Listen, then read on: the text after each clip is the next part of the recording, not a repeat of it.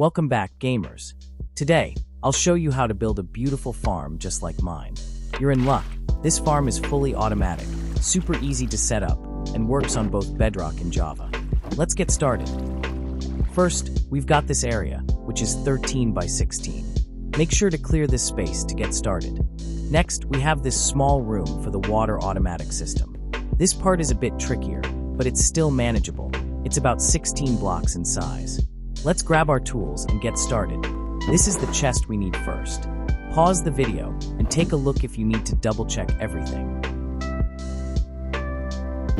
You can also use this setup if you want to do the other side as well. This is a must-have chest with items, but there are others you won't see here because I've added them as optional. 16 redstone blocks, 8 lanterns, 16 redstone lamps, some blocks, depending on your design, and maybe a fence. If your farm is under the sun, you don't really need the lighting part, but it's there if you want to add it. Alright, let's grab the first items and get started on the water system.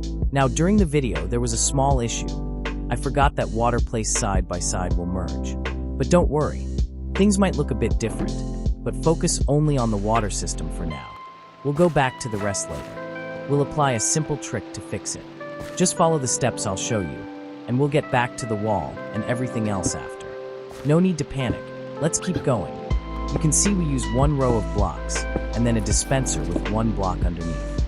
If you don't do that, the water will merge together, and we don't want that. Make sure to follow this setup. On the back of the dispenser, you'll need a 2-block height. But first, let's cut the top, and we'll fill in the bottom afterward. This will help with the proper water flow, and ensure everything works smoothly.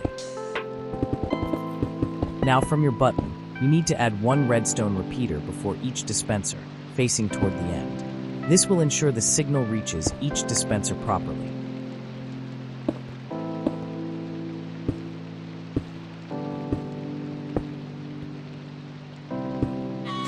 Next, behind each dispenser, we'll add a block and place a redstone torch on top of the block.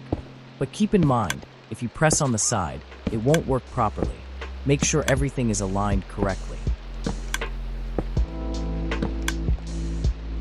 Now before we close, let's add the 8th dispenser. Make sure it's in place so everything functions properly. Now let's go back in time, and I'll show you what to do if you don't have a water source nearby, to fill the dispensers faster if you don't have 8 full buckets. Place one water block, leave one block space, then place another water block. Now you can fill all your buckets from the middle water block.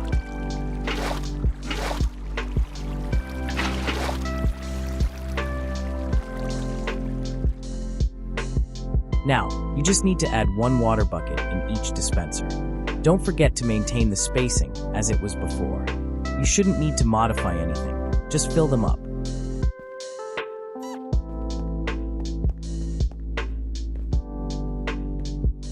Now let's work on the floor.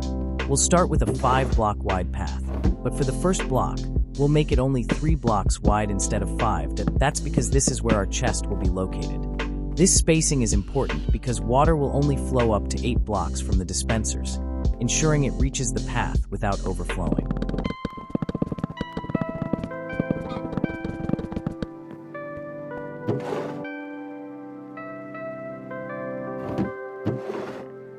Now, you won't really need to do this if you're on Java.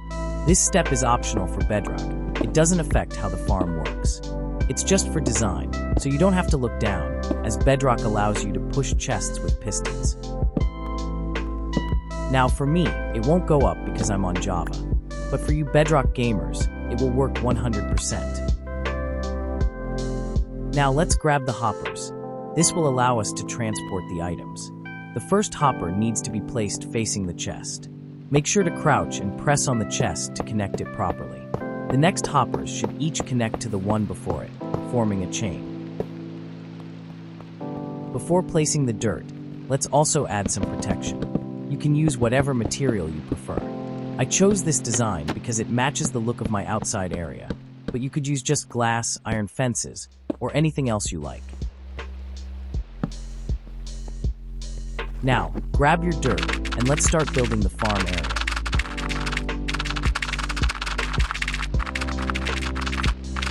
Now, let's jump back to the future. Normally, This is how it should look for you. Grab your hoe and some slabs, because now we're going to start planting. I'll add slabs every 4 blocks from the protection, with 1 slab in between each. By doing it this way, we'll be able to get the most resources from the farm. Don't forget to fill the slabs with water. This will ensure everything grows properly.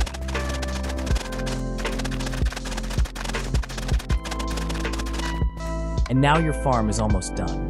You might notice that when you release the water, some of the path will get water on it. We don't want that, so we'll use whatever material you prefer to block it. In my case, I'm going with stone brick fences because they fit the look of the room. Now the last issue. If your farm already has plenty of light, you can skip this step. But if there's not enough light, let's add some lighting. I chose to place glowstone it around the edges because I wasn't able to add it directly on top of the farm due to the rooms above. You can also do it this way if you have some redstone lamps and no rooms above the path. In my opinion, the second choice with the redstone lamps is better for design, as it gives a sleek, modern look. However, the first option with the stone brick fences is better for actually growing your farm, as it helps prevent water from spilling onto your paths and keeps everything in place. But you can make it similar to the intro if you want to have both. Thanks for watching, gamers. Don't forget to smash that like button and subscribe if you haven't already. Also, drop a comment below and let me know what you want to see next time. Catch you in the next video.